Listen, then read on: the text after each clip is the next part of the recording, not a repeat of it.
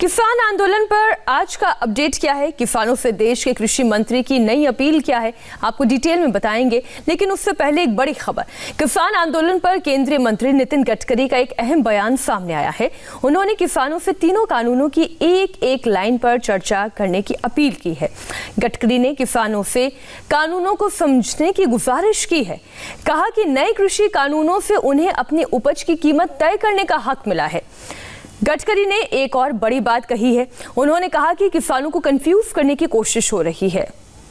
पहली बात तो ऐसी है कि जो तीनों कानून जो पास किए हैं, इसका कलम वाइज A1, 2, 3 ऐसा करके पूरी चर्चा किसानों ने करनी चाहिए। हमारे कृषि मंत्री उसके लिए तैयार है। मैं एक सिंपल बात आपको पूछता हूँ कि ये किसान ने अपना माल कहाँ बेचना, मंडी में बेचना या कहाँ बेचना, ये विवाद का विषय है। मुझे एक बात बताइए कि फार्मेसी के दुकान में जाकर आप दवाई खरीदते हो, दवाई की कीमत कौन तय करता है, दुकानदार या कंपनी? आप रेस्टोरेंट में जाते हो, चाय पानी नाश्ता भोजन करते हो, कीमत कौन तय करता है? होटल वाला। आप कपड़े और ख़रीदने के लिए जाते हो, कपड़े की कीमत वो तय करता है। आप हवाई जहाज़ में बैठते हो, टिकट की कीमत कौन तय करता है? कंपनी वाला। आप रेलवे में जाते हो, रेलवे का टिकट का रेट कौन है? रेलवे तय करती है। किसानों के कोई उपज के भाव किसान नहीं तय करता। क्या ये ठीक है? कभी 10 रुपये भाव मिलता, कभी 2 रुपये किलो मिलता।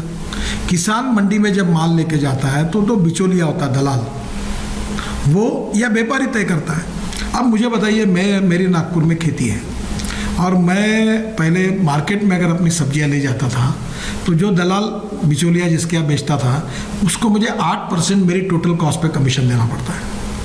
अब मैंने एक नागपुर में राणा प्रताप नगर चौक में एक शेतकरी बाजार में मैं अभी अपनी सब्जी देता हूँ, तो मुझे 10 रुपये रेट ज़्यादा भी मिलता है और 8% मेरे कटते भी नहीं, तो मुझे ज़्यादा फायदा मिल रहा है। तो क्या किसानों को ज़्यादा फायदा लेने का अधिकार नहीं है?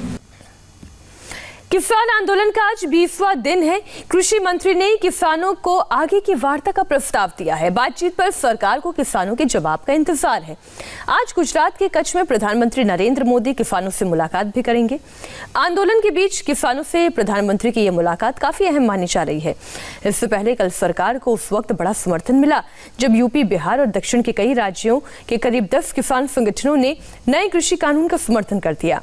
मध्य प्रदेश के उज्जैन में सीएम शिवराज सिंह चौहान और राज्यसभा सांसद ज्योतिरादित्य सिंधिया किसान सम्मेलन में हिस्सा लेंगे, तो कल दिल्ली में भी मुलाकातों और बैठकों का सिलसिला जारी रहा।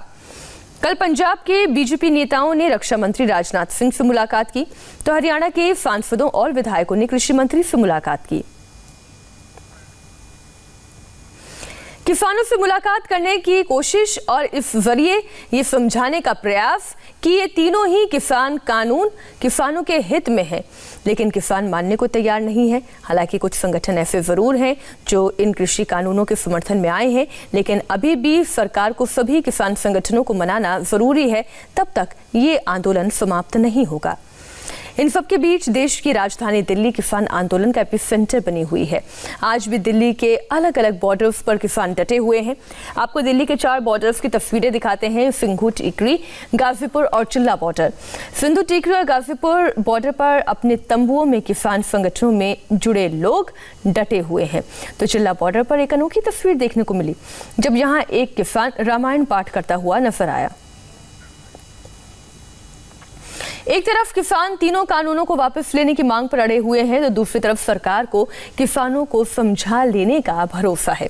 कृषि मंत्री नरेंद्र सिंह तोमर ने एक बार फिर से किसानों को अगले दौर की वार्ता का प्रस्ताव दिया है। आपको सुनाते हैं कृषि मंत्री ने किसानों से क्या अपील की है। मुझे लगता है जो सच है अंततोगत्वा उस दिशा में ही चलते हुए समाधान का रास्ता निकलेगा। अभी हम लोगों ने कहा है कि बातचीत करने के लिए तैयार हैं। उनका प्रस्ताव आएगा तो निश्चित रूप से सरकार बातचीत करेगी। ये कानून किसानों के जीवन स्तर में बदलाव लाने के लिए आए हैं। इन कानूनों के पीछे भारत सरकार की नीति और नीयत दोनों सही है और हम लोगों ने किसान यूनियन के साथ बातचीत की है, उनको समझाने का भी प्रयास किया है और हमारी इच्छा है कि वो क्लॉज बाय क्लॉज चर्चा करें और हम लोगों ने जो अपनी तरफ से प्रस्ताव दिए हैं उन पर उनका क्या मत है वो व्यक्त करेंगे, तो निश्चित रूप से हम लोग चर्चा को आगे बढ़ाएं। फिलहाल फिलहाल रुकेंगे एक छोटे से ब्रेक के लिए। ब्रेक के बाद देखिए एम्स में नर्सेस की हड़ताल।